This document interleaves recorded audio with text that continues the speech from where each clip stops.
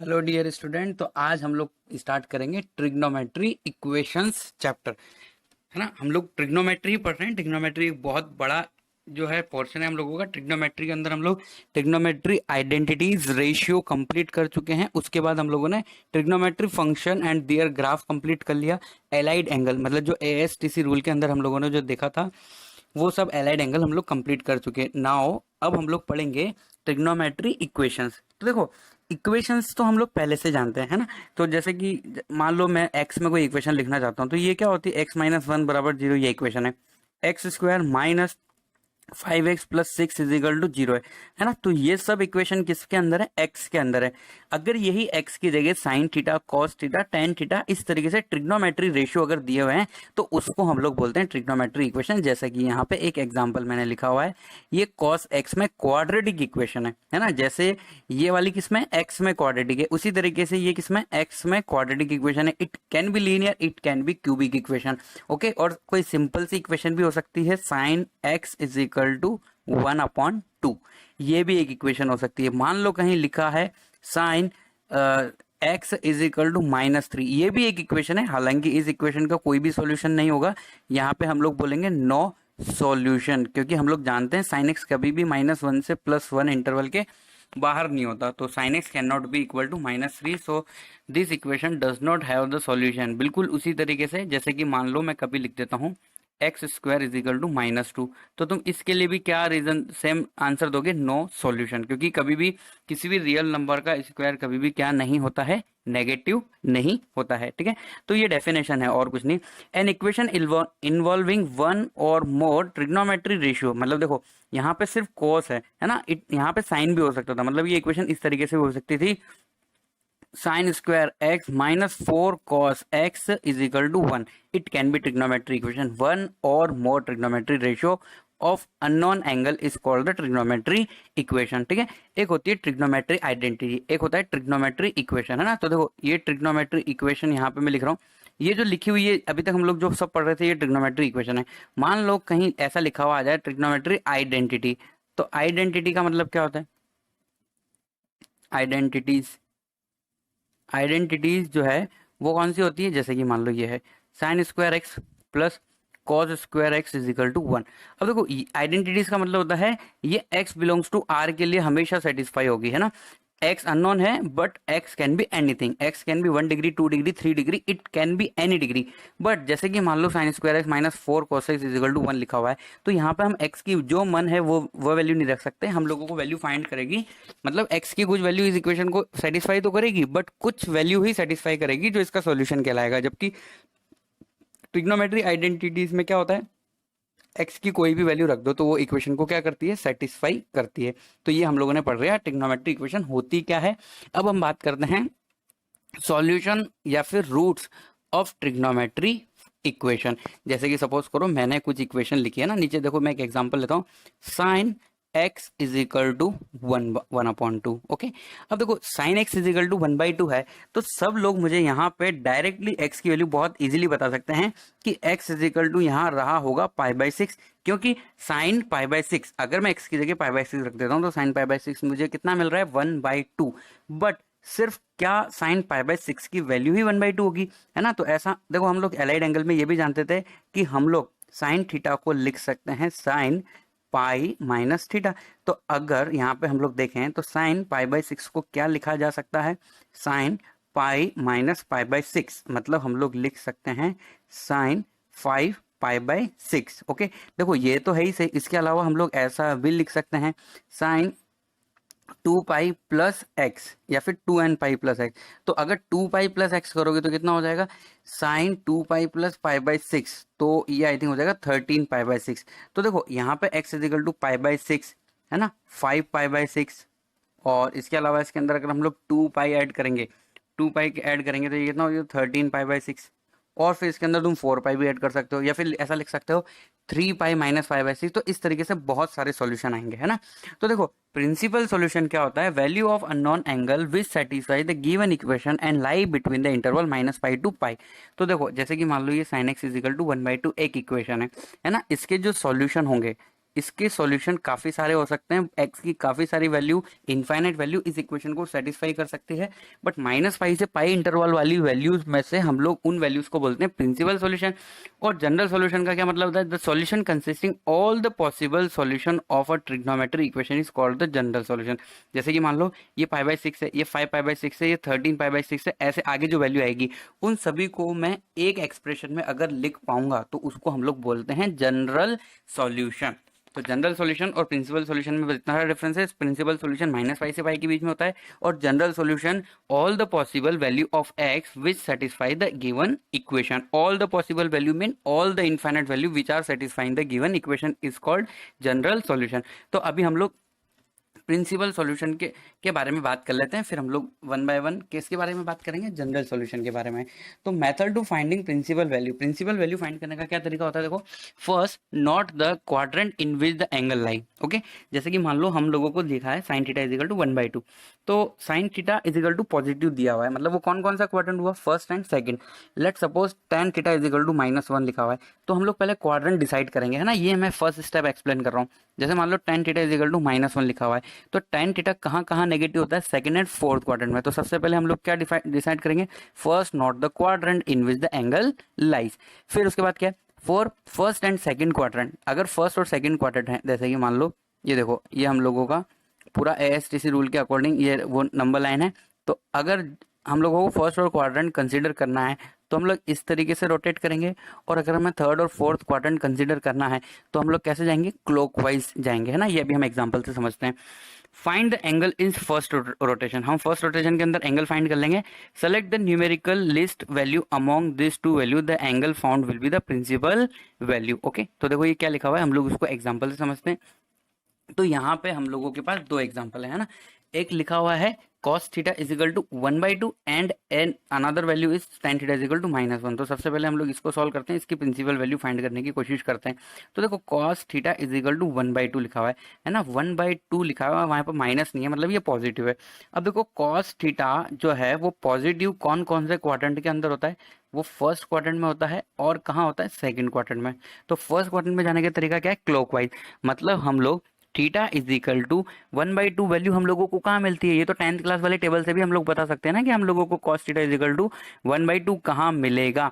तो cos 60 मतलब π/3 पे हम लोगों को ये वैल्यू मिलेगी। ओके, और अगर हम लोग ओ सॉरी, ये सेकंड मैंने लिख दिया, फोर्थ क्वाड्रेंट में cos थीटा पॉजिटिव होता है, तो फोर्थ क्वाड्रेंट के लिए हम लोगों को वैल्यू कितनी लेनी चाहिए थी? यहाँ पे -π/3, या तो -π/3 लिख लो, या फिर हम लोग इसको क्या लिख सकते हैं?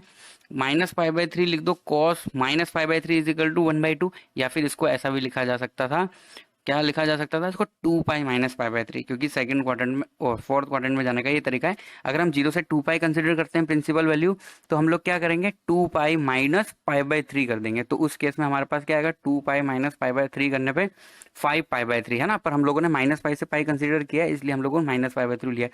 तो यहाँ पे अगर प्रिंसिपल वैल्यू की बात करें तो इसमें न्यूमेरिकली दोनों देखो इक्वल है, पर हम लोग पॉजिटिव 1 लेंगे, तो प्रिंसिपल वैल्यू हम लोग क्या कंसीडर करेंगे यहाँ पे? π/3। इसी तरीके से देखो tan theta is equal to -1 है। अब tan theta is equal to -1 मतलब ये नेगेटिव है, और ये नेगेटिव कौन कौन से क्वाड्रेंट में होता है? एक तो ये सेकंड क्वाड्रेंट में नेगेटिव होता है, और एक ये फोर्थ क्वाड्रेंट में ये क्या होता है? नेगेटिव। अगर सेकंड क्वाड्रेंट में हम लोगों को पता लगाना है तो हम लोग पता लगा सकते हैं। देखो, हम लोगों को पता है कि -tan theta is equal to, अगर सेकंड क्वाड्रेंट में जाने का कोई तरीका है तो वो है π - थीटा। tan π - थीटा क्या होता है? -tan theta. तो देखो, -tan π/4, यही तो -1 है। -tan π/4 क्या है? -1। इसको हम लोग क्या लिख सकते हैं? tan π - π/4, जिससे हम लोगों को वैल्यू मिल जाएगी कितनी? 3π/4, tan 3π/4। और एक -1 हमें कहाँ मिलेगा? -π/4 पे। तो जो वैल्यूज हम लोगों को मिलेगी, है ना, वैल्यूज, तो यहाँ पे हम लोग लिख सकते हैं सेकंड क्वाड्रेंट में तो मिलेगा हम लोगों को 3π/4, और फोर्थ क्वाड्रेंट में मिलेगा हमें -π/4। अब देखो, यहाँ पे से हम लोग न्यूमेरिकली जो है, जो कम वाली वैल्यू होती है उसको हम लोग नॉर्मली कंसीडर करते हैं। तो एक तो हम लोगों ने tan theta is equal to -1 से वैल्यू कितनी निकाली? 3π/4 और -π/4। तो यहाँ पे प्रिंसिपल वैल्यू जो है छोटी वाली वैल्यू हम लोग कंसीडर करेंगे। तो अगर प्रिंसिपल वैल्यू की बात हो रही है तो यहाँ पे हम लोग किसको कंसीडर करेंगे? -π/4 को। ऐसा स्टैंडर्ड है, अगर -π से पाई के बीच में हम लोग ले रहे हैं प्रिंसिपल वैल्यू तो। ओके, अब हम लोग आगे बढ़ते हैं, general solution of standard trigonometry equation.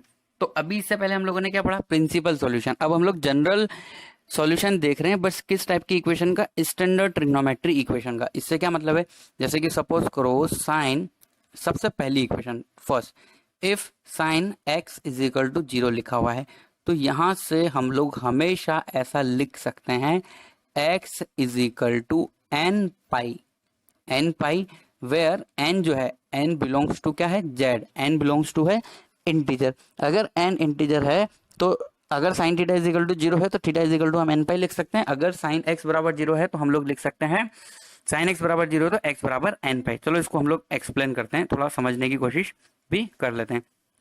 ये हो गई हमारी एक्स एक्सिस, और यहीं पे ही ड्रॉ कर लेते हैं हम लोग वाई एक्सिस। ठीक है, वाई एक्सिस में छोटी इसलिए बना रहा हूँ क्योंकि साइन का ग्राफ है वो माइनस पाई से पाई के बीच में ही, ओ सॉरी, -1 से 1 के बीच में होता है। तो देखो इस तरीके से हम लोग ग्राफ ड्रॉ कर लेते हैं इसका। ये साइन का ग्राफ है ना, ये सब बराबर बराबर है, जितना हम सबको से बन पा रहा है हम बना रहे हैं। इसी तरीके से ये नेगेटिव में भी ऐसे ही जाता है, सेम टू सेम, है ना। ये जो ग्राफ मैं बना रहा हूँ ये हम लोगों को पता होना चाहिए। अब देखो यहाँ पे वैल्यू कितनी होती है, 0। उसके बाद यहाँ पे x की वैल्यू कितनी होती है, पाई। यहाँ पे वैल्यू कितनी होती है इसकी, 2 पाई। फिर नेक्स्ट ये x एक्सिस को कहाँ इंटरसेक्ट करता है, 3 पाई पर। नेक्स्ट इंटरसेक्ट करता है ये 4 पाई पर। नेक्स्ट इंटरसेक्ट करता है ये किस पर, 5 पाई पे। और नेगेटिव में भी इस तरीके से, यहाँ पे क्या रहता है, माइनस पाई, -2 पाई, -3 पाई। अब देखो अगर मैं इस ग्राफ को बोल रहा हूं कि ये y बराबर साइन x का ग्राफ है, ओके, तो देखो यहाँ पे x एक्सिस पे हमारे पास क्या है, x, और y एक्सिस पे y का मतलब यहाँ पे क्या है, साइन x। अब देखो यहाँ पे साइन x बराबर 0 है, मतलब क्या है, y बराबर 0, और y बराबर 0 कौन सी एक्सिस पे होता है, x एक्सिस पे। तो दीज आर द पॉइंट जहां पर हम लोगों को वैल्यूज की मिलेगी। कौन कौन से पॉइंट, देखो ये 0 पे हम लोगों का y 0 हो रहा है, यहाँ पे पाई पे y 0 हो रहा है, 2 पाई पे y 0 हो रहा है, 3 पाई पे, इसी तरीके से 4 पाई पे और 5 पाई पर, यहाँ पे minus pi, -2 pi and pi.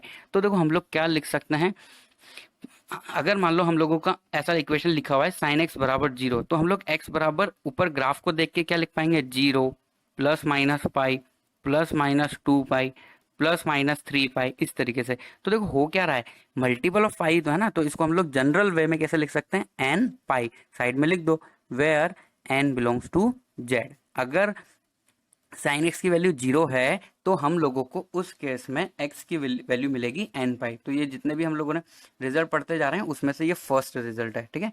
अब जैसे sine x is equal to 0 पे हम लोगों को ये रिजल्ट मिला है ना, अब इसी ग्राफ को देख के हम लोग और भी रिजल्ट देखो कैलकुलेट कर सकते हैं। जैसे कि इक्वेशन मान लो ये लिखी हुई है sine x is equal to 1, equation क्या है, second equation, if sine x is equal to 1।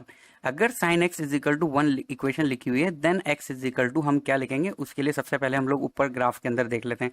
तो देखो यहाँ पे वैल्यू होती है 1 और यहाँ पे वैल्यू होती है -1। तो यहाँ पे कहीं हम लोगों को 1 वैल्यू मिलेगी, और वो 1 वैल्यू कितने पे मिलेगी हम लोगों को, π/2 पे। और फिर उसके बाद देखो यहाँ पे तो ये वैल्यू तो कितनी हो जाएगी, -1। तो नेक्स्ट हम लोगों को यहाँ पर वैल्यू मिलेगी जो हो जाएगा हमारा 5π/2, ठीक है। 7π/2 पे -1 वैल्यू मिल रही है हम लोगों को, और यहाँ पे 9π/2 पे हम लोगों को वैल्यू मिल रही है वापस से अगेन +1। और +1 देखो यहाँ पे अगर हम लोग देखें तो ये -π/2 है, -π/2 पे हम लोगों को -1 वैल्यू मिल रही है, बट हम लोगों को +1 चाहिए, तो +1 कहाँ मिलेगा हमें, -3π/2 पे। तो देखो sine x is equal to 1 है, if sine x is equal to 1 है, then x is equal to क्या क्या वैल्यू आ रही है, ऊपर से ग्राफ से देख के हम लोगों को सोचना है।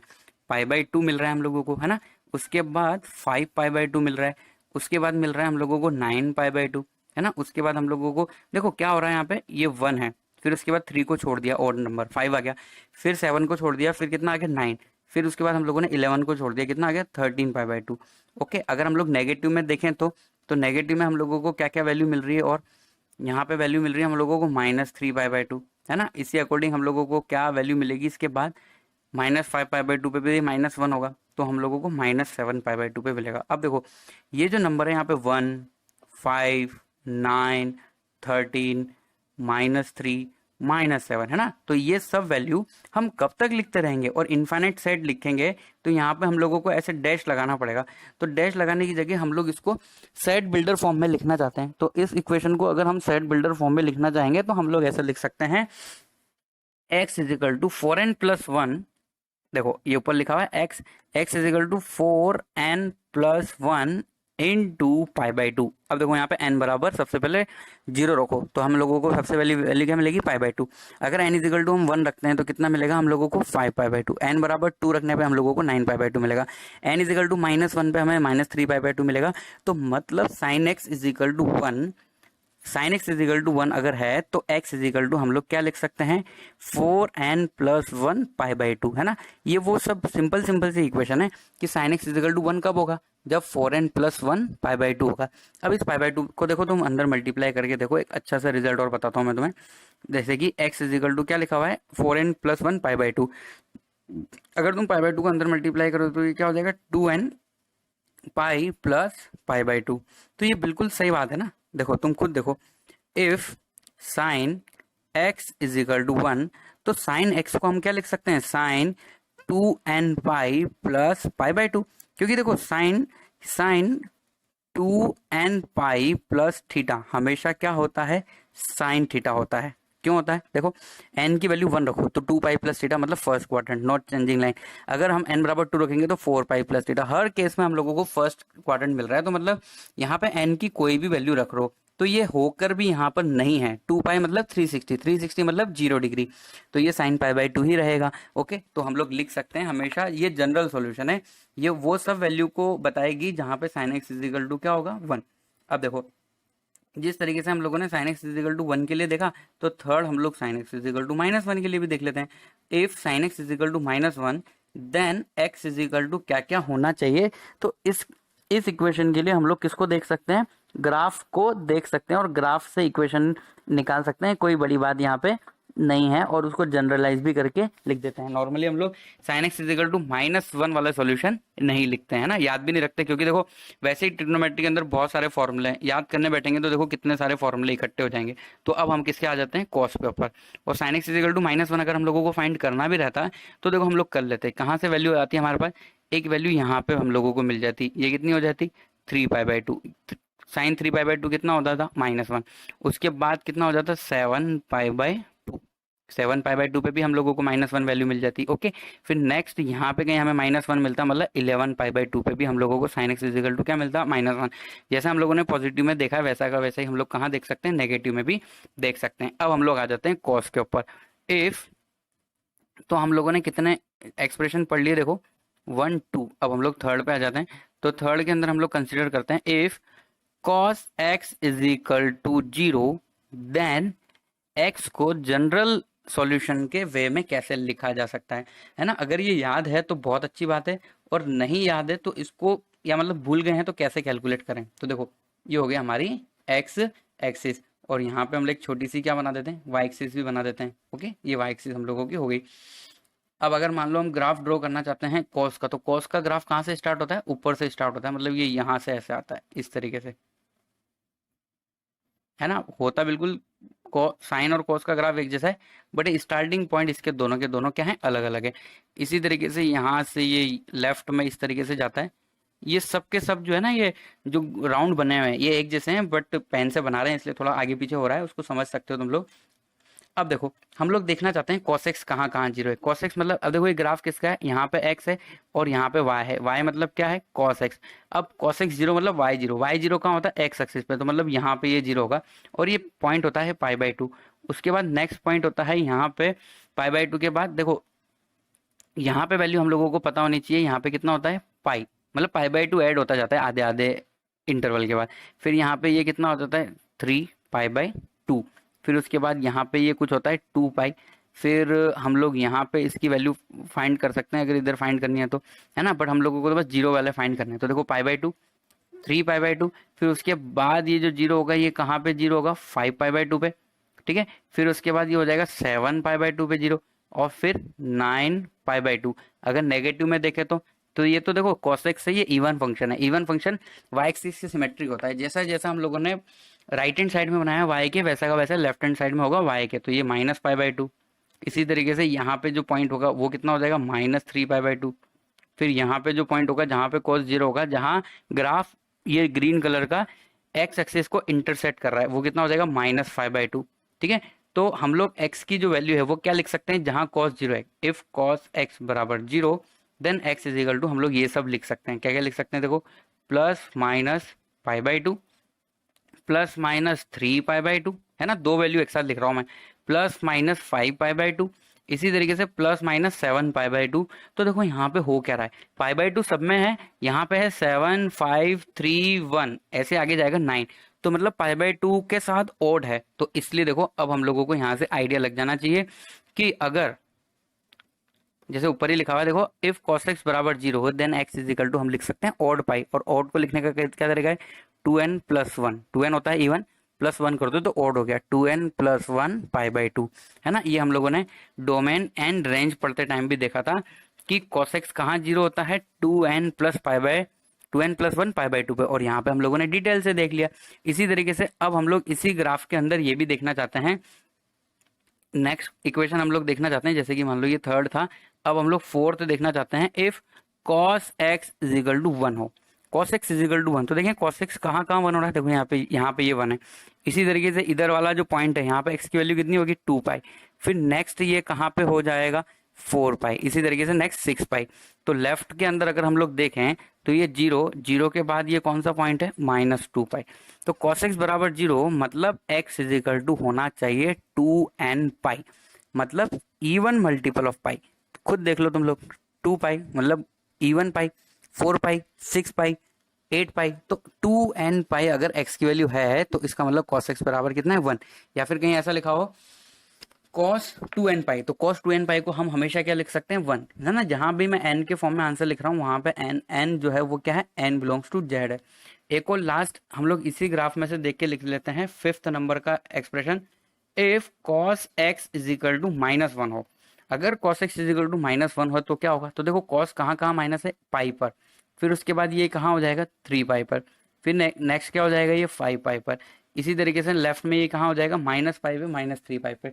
तो ऑड मल्टीपल ऑफ पाई पर ये हो रहा है cos x is equal to -1, so हम यहाँ पे लिख सकते हैं 2n+1 into pi where n belongs to z। अब देखो ये 2n+1 दो जगह आ रहा है cos के रिजल्ट में ना, अगर 2n+1 इंटू पाई बाई 2 है तो cos x बराबर 0 है, अगर 2n+1 पाई है तो cos x is equal to कितना है, -1। ओके, तो ये साइन और cos से जुड़े हुए सिंपल सिंपल से क्वेश्चन थे जो जो हम लोगों ने यहाँ पे अभी देखे। अब देखो इससे रिलेटेड कुछ एग्जांपल हम लोग यहाँ पे सॉल्व कर लेते हैं, जैसे कि find the general solution of the following equation. तो फर्स्ट जो है हम लोगों के पास फर्स्ट क्या है, sin 2θ इज इक्वल टू 0। तो फर्स्ट को सबसे पहले सॉल्व करते हैं। देखो first is given sin 2θ is equal to 0। अब देखो हम लोगों ने क्या पढ़ा है, sin x बराबर 0 है तो x बराबर n पाई लिख लो, तो हम इस पूरे को x मानेंगे तो हम क्या लिखेंगे 2θ इज इक्वल टू n पाई। ठीक है, हम लोगों को थीटा निकालना है इसलिए हम 2 को डिवाइड कर देंगे, तो ये क्या हो जाएगा n pi by 2 where n belongs to z। तो ये हम लोगों का जनरल सॉल्यूशन है पहली वाली गिवन इन इक्वेशन का। इसी तरीके से सेकंड वाला जो क्वेश्चन है, सेकंड वाले क्वेश्चन के अंदर क्या लिखा हुआ है, cos 3θ/2 इज इक्वल टू 0। हमने पीछे क्या पढ़ा है, cos x बराबर 0 होने पर हम x बराबर 2n+y लिख सकते हैं। तो हम लोगों को ये समझना है ये पूरा का पूरा x है, तो x मतलब 3θ/2 और cos x is equal to 0 होता है, तो हम x बराबर क्या लिखने हैं, ये हम लोगों को याद रखना है 2n+1 पाई/2। ओके, अब हम लोगों को थीटा तक पहुंचना है, तो 2 से 2 को कट कर दो, 3 को उधर मल्टीप्लाई कर दो, तो ये 2 से 2 कट हो गया और 3 उधर मल्टीप्लाई हो जाएगा, तो ये कितना हो जाएगा 3 पाई इंटू 2n+1। अब देखो tan square θ/2 is equal to 0 है ना, तो tan थर्ड क्वेश्चन के अंदर tan square 2θ is equal to 0, मतलब हम लोग यहाँ से लिख सकते हैं tan 2θ इज इक्वल टू 0। अब तुम सोच रहे होंगे tan x बराबर 0 पे हम लोगों ने एक्सप्रेशन पढ़ा नहीं है, तो वो भी देखो पढ़ लेते हैं हम लोग। 6 इफ tan थीटा बराबर 0, या थीटा की जगह हम लोगों ने सब जगह x पढ़ा है तो x ही लगा देते हैं यहाँ पे भी, tan x बराबर 0 देन हम लोग लिख सकते हैं x is equal to n pi. हम ऐसा लिख सकते हैं क्योंकि देखो tan x होता क्या है, साइन अपॉन कॉस, तो साइन का जो रिजल्ट होगा वही tan का होगा।